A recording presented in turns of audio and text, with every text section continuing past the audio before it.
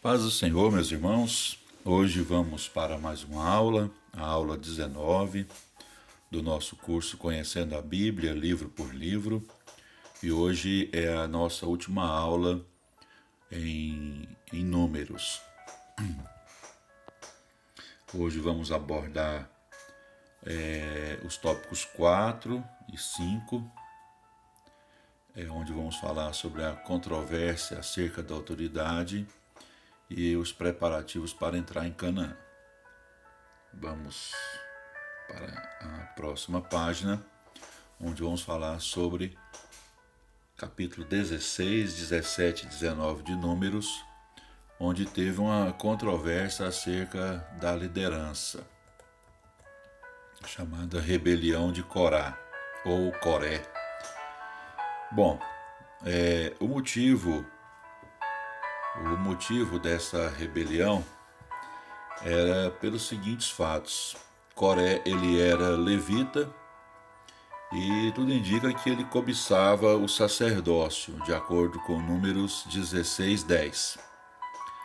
Datã e Abirão, eles eram descendentes de Ruben, o primogênito de Jacó, e provavelmente eles cobiçavam a autoridade civil.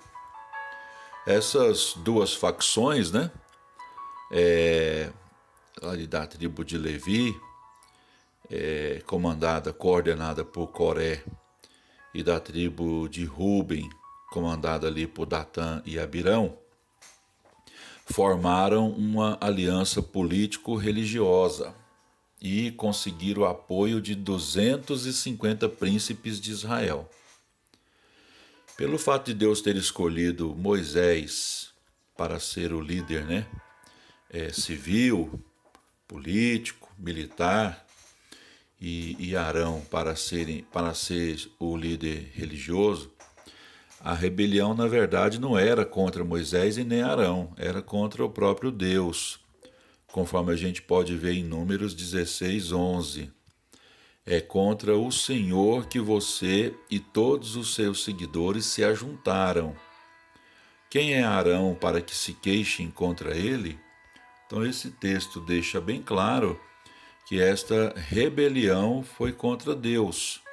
Assim Deus o considerou, porque foi Deus quem escolheu esses dois líderes. Números 16, 12 a 14, depois os irmãos leem com mais calma, os irmãos vão ver que esse texto mostra o quanto Datã e Abirão eram desobedientes e irreverentes. Qual foi a prova, que Deus usou para mostrar que o indicado dele, o escolhido dele para o sacerdócio, para a autoridade religiosa, era Arão?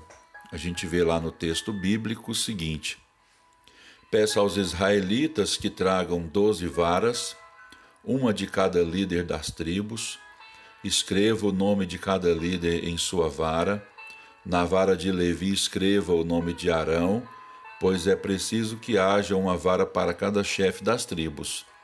Deposite-as na tenda do encontro, em frente da arca das tábuas da aliança, onde eu me encontro com vocês.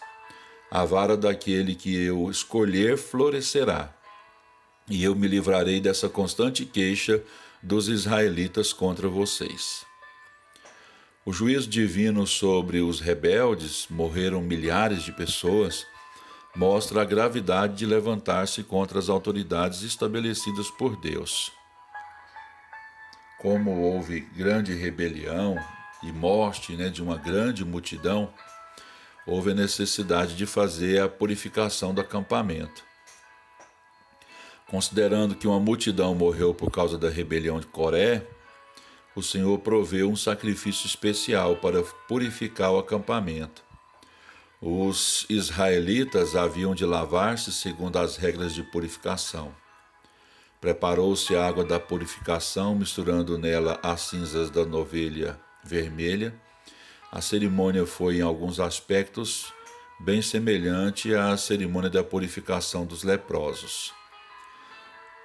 O escritor da carta aos Hebreus alude a este fato quando menciona a cinza de uma novilha, Hebreus 9:13. E como as cinzas da novilha ruiva limpavam cerimonialmente os israelitas, né, contaminados, ou o israelita contaminado, assim o sangue de Jesus satisfaz a justiça divina e o reconcilia com Deus. Então, Hebreus 9:13, né, faz esse link tipológico aí, apontando para o sangue de Jesus, a justiça e a reconciliação com Deus, tal qual aconteceu lá no passado, com relação à aspersão, né, do sangue da novilha vermelha ou novilha ruiva. Nós temos aqui nesta próxima página as experiências na viagem para Moabe. Vamos aqui do capítulo 20 até o 25 de Números. Aqui nesse capítulo 20, a gente vê aqui o pecado de Moisés e Arão. Nesta peregrinação, né, houve grande murmuração do povo hebreu, porque não havia água para beber. Vamos ler aqui a letra A para ficar bem claro aqui o que está acontecendo. O acontecimento no qual Moisés e Arão pecaram teria ocorrido no último ano da peregrinação. No mesmo ano morreram Miriam, Arão e Moisés. Não havia água para beber e houve grande murmuração, que foi o pecado da geração anterior. Ao ver nos filhos o mesmo que vira nos pais, Moisés ficou amargurado. Aqui já está no último ano de peregrinação, já havia se passado praticamente 40 anos desde a saída do Egito. Agora já tem uma geração nova, e essa geração nova repete o mesmo pecado da geração que saiu do Egito. Então, Deus falou para Moisés falar para a rocha, e da rocha sairia água. No entanto, Moisés estava tão chateado, tão amargurado com aquela situação, que ao invés dele obedecer o comando de Deus, que era de falar à rocha, ele feriu a rocha, bateu nela 2 vezes. E Deus então denominou, que essa atitude de Moisés foi uma atitude de incredulidade, de rebeldia contra a sua ordem. Então lá em Números 20, versículo 12, né, o texto diz: O Senhor, porém, disse a Moisés e a Arão: Como vocês não confiaram em mim para honrar minha santidade à vista dos israelitas, vocês não conduzirão esta comunidade para a terra que lhes dou. E no capítulo 27, versículo 14, né, o texto diz: Pois quando a comunidade se rebelou nas águas do deserto de Zim, vocês 2 desobedeceram a minha ordem de honrar minha santidade perante eles. Isto aconteceu nas águas de Meribá, em Cádiz, no deserto de Zim. Então esse texto deixa bem claro que Deus considerou a atitude de Moisés e de Arão atitude muito grave, de incredulidade e de rebelião contra Deus diante do povo. Então Deus não permitiu que Moisés entrasse em Canaã e nem Arão. Então Deus lhes deu, né, o mesmo castigo do restante daquela geração. Arão morreu dentro de pouco tempo e Moisés chegou apenas até a fronteira de Canaã. Então nós temos aqui nesta próxima página o pedido dos israelitas para passarem pelo território dos edomitas. O rei de Edom, lembrando que os edomitas eram descendentes de Esaú, que também era chamado de Edom, né? Negou a passagem por seu território. Se vocês lerem o texto, vocês vão ver que Moisés pediu com toda delicadeza, chamando os edomitas de irmãos, mesmo assim não foi atendido. Então, com a negativa dos edomitas de darem passagem aos israelitas, Eles tiveram que rodear a terra de Edom, tomando uma terra muito longa, uma rota muito longa, desculpa. E Deuteronômio 8:15 diz que eles tiveram que enfrentar um grande e terrível deserto. Então, desanimados pelas dificuldades da viagem, os israelitas voltaram a murmurar. Eu vou ler aqui o texto de Números 21, 4 a 6, para os irmãos verem o conteúdo gravíssimo da murmuração deles. Por isso que Deus os castigou tão severamente. Partiram eles do monte Or, pelo caminho do Mar Vermelho, para contornarem a terra de Edom. Mas o povo ficou impaciente no caminho e falou contra Deus e contra Moisés, dizendo: Por que vocês nos tiraram do Egito para morrermos nesse deserto? Não há pão, não há água. E nós detestamos esta comida miserável. Eles estão fazendo uma alusão ao maná, que Deus já há praticamente 40 anos estava alimentando-os daquela semente, daquele pão milagroso que descia do céu diariamente, exceto aos sábados. Então isso foi gravíssimo, né? Depois de 40 anos livres do Egito, ainda estavam com saudades do Egito, reclamaram do grande milagre de Deus para a provisão deles, que era o maná. Então o Senhor reagiu da seguinte maneira: enviou serpentes venenosas que morderam o povo e muitos morreram. Então essa foi a maneira de Deus castigá-los, né? Os israelitas se aperceberam de seu pecado e pediram a Moisés que intercedesse a Deus por eles. O antídoto indicado por Deus foi a serpente de bronze. A serpente de bronze era uma forma do povo se lembrar da punição dos pecados deles, né? Que foi a murmuração. Então, quando eles olhavam para aquela serpente de bronze, eles tinham que refletir, né? Estamos morrendo por causa do nosso pecado. E se arrependiam e Deus então os curava. Então isso aponta para a pessoa de Jesus, que lá no madeiro foi levantado, e as pessoas ao olharem para a cruz devem entender que elas precisam aceitar a Jesus para serem curados desse veneno mortal chamado pecado. Vitórias militares de Israel. Tópico 4. Conquanto Israel não procurava guerrear, Israel devia enfrentar os ataques dos cananeus e amorreus. Ao ser atacado pelo rei de Arade, que estava situado ao sul do Mar Morto, Israel buscou a ajuda do Senhor. Deus concedeu vitória a Israel. Quando os reis Seom e Og negaram passagem a Israel e enviaram exércitos para combatê-los, os israelitas os derrotaram e se apossaram do território palestino ao oriente do rio Jordão, desde o rio Arnon ao sul até ao norte, uma distância de aproximadamente 180 quilômetros. Os cananeus encheram-se de terror ao saberem que o Senhor lhes tiraria Canaã para entregá-la aos israelitas. Vamos aqui para a história de Balaão. Uma história assim, tanto quanto diferente, né? Mas vamos tentar entendê-la aqui. Balaão, ele era... O nome dele, né, significava estrangeiro, sem povo. Ele era filho de Beor e era de Petor, lá na Mesopotâmia. Lembrando que a região da Mesopotâmia sempre foi uma região onde tinha muita idolatria, muito paganismo, muito culto politeístico, né? Culto a vários deuses. Esse Balaão, ele era um profeta, né? Um vidente. A palavra vidente aqui para descrever aquele que vê de modo especial e diferente o mundo espiritual. Ele era um vidente, um profeta internacional, pagão da Mesopotâmia, que era contratado, né, por vários reis. Então, os seus poderes eram altamente estimados pelos moabitas e pelos midianitas.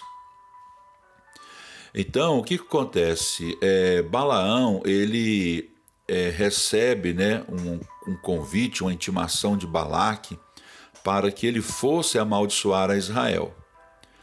Mas aqui a gente percebe que as profecias de Balaão não conseguiram atingir negativamente o povo de Israel.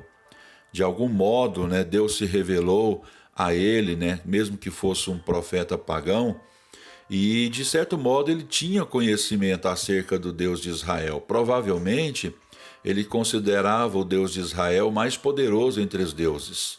Por isso ele não amaldiçoou o povo de Deus, mas falou acerca daquilo que Deus o direcionaria a falar. Então, ao invés de amaldiçoar o povo de Deus, ao invés de amaldiçoar Israel, Balaão proferiu 6 profecias, né? Que deixou o rei Amaleque muito nervoso, né? Balaque muito nervoso. O rei Balaque muito bravo.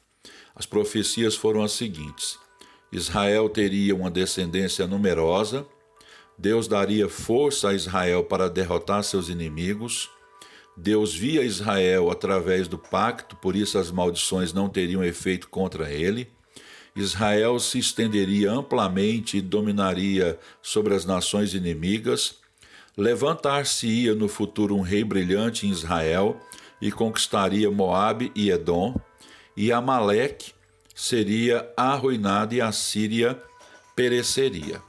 Então, diante dessas profecias favoráveis ao povo de Israel, Balaque, que havia contratado Balaão para amaldiçoar o povo de Israel, ficou muito bravo com Balaão. E Balaão disse: olha, eu não posso amaldiçoar a quem Deus abençoou. Mas Balaão usou de uma estratégia maligna, né, para conseguir o intento que Balaque queria. Ele aconselhou Balaque a convidar os israelitas para participarem de festas religiosas dos midianitas, né? Culto a Baal Peor, que era o deus da fertilidade. E os cultos às divindades da fertilidade naquela época envolvia muita bebedeira e sexualidade, muito sexo, né?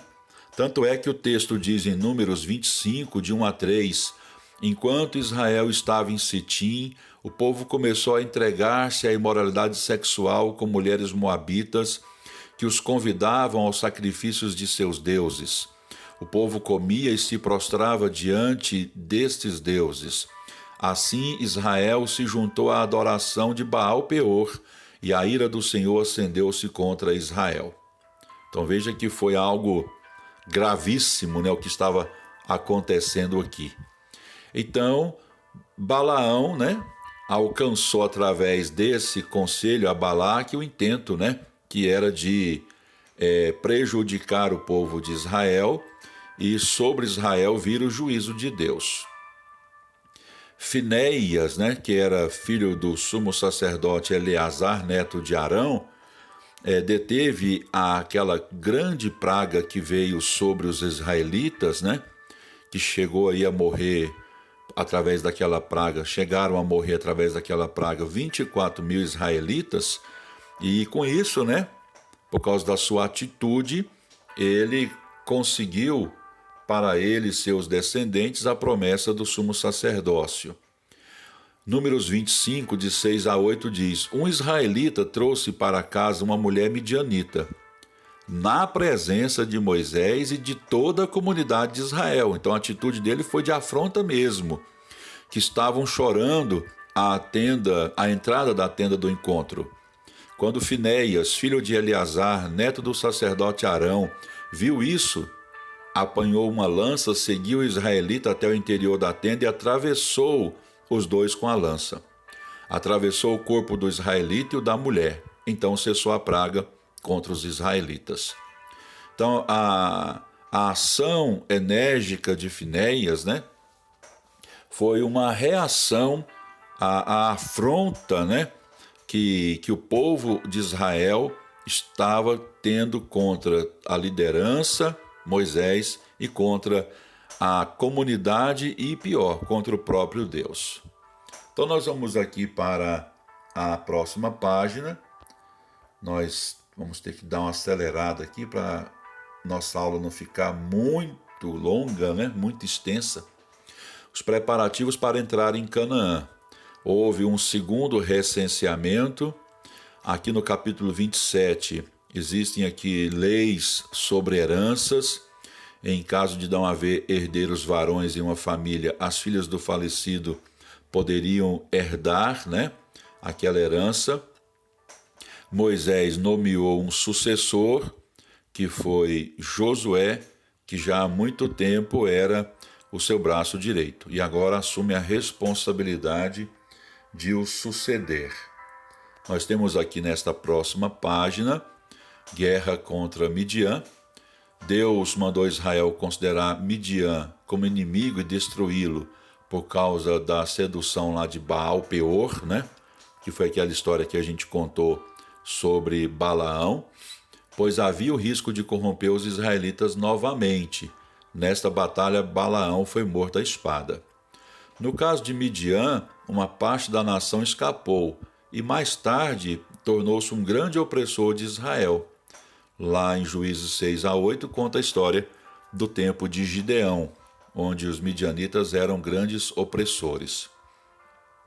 Bom, a divisão da Transjordânia, lembrando que a expressão Transjordânia significa leste do Jordão, ela foi pedida por essas três tribos, né? A tribo de Ruben, de Gade, de Manassés, que era a meia tribo, pediram a Transjordânia para si, alegando seu grande número de gado. Moisés permitiu-lhes, desde que participassem da conquista de Canaã. Essas tribos receberam uma das porções mais ricas da Palestina, porém seus descendentes pagaram um alto preço. A Transjordânia não dispunha de fronteiras naturais que lhes oferecesse proteção contra invasores. Consequentemente, as outras tribos enviaram seus exércitos muitas vezes nos séculos seguintes para defender os transjordanianos dos conquistadores estrangeiros, conforme a gente pode ver em 1 Samuel e 1 Reis.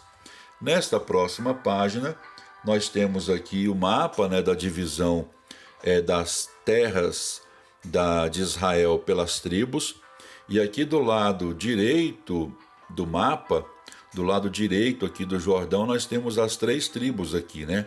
Lá em cima, a Manassés Oriental, que era meia tribo, né?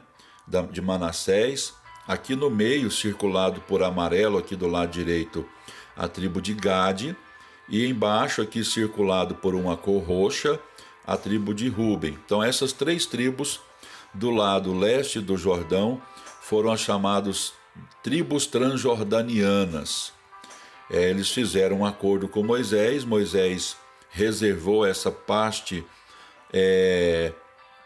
a leste do Jordão para essas três tribos, mas eles teriam que lutar na ocupação de Canaã para depois retornarem para suas famílias. E assim aconteceu. Vamos aqui para o nosso penúltima página, onde nós temos aqui do capítulo 33, versículo 50 até o capítulo 36, versículo 13, ordens referentes à ocupação de Canaã, prevendo a imediata entrada dos israelitas na terra prometida. Moisés deu-lhes várias ordens. Exortou-os a expulsar completamente os cananeus, pois se não o fizesse, estes lhes seriam por espinhos nos olhos e aguilhões nas ilhargas, né? Cada uma das partes laterais inferiores do baixo ventre. Nomeou líderes que estariam incumbidos da partilha de Canaã. A divisão seria por sorteio e em proporção ao tamanho das tribos. Os levitas não receberiam nada, visto que teriam de servir a todo Israel, porém receberiam 48 cidades disseminadas por Canaã. Dessas 48 cidades, espalhadas pelo território de Canaã, 6, Quedes, Golã, Ramote, Siquém, Bezer e Hebron, foram designadas como cidades para refúgio. Essa cidade para refúgio era para onde podia ir uma pessoa que cometesse um homicídio sem intenção, para encontrar asilo e proteção contra o chamado parente vingador. E nesta última página, encerrando a aula de hoje, diz que Números termina apresentando leis referentes à herança nos casos em que a mulher se casasse com um israelita fora da tribo a que ela pertencia. Para conservar os termos das tribos, as mulheres herdeiras do patrimônio paterno não deviam casar-se fora de sua própria tribo. O livro de Números termina com a expectação da entrada iminente em Canaã. Deus abençoe a vida de cada um dos irmãos que tem acompanhado as nossas aulas. Esta aula 19 é a última aula sobre números e amanhã temos mais. Em nome de Jesus. Um abraço.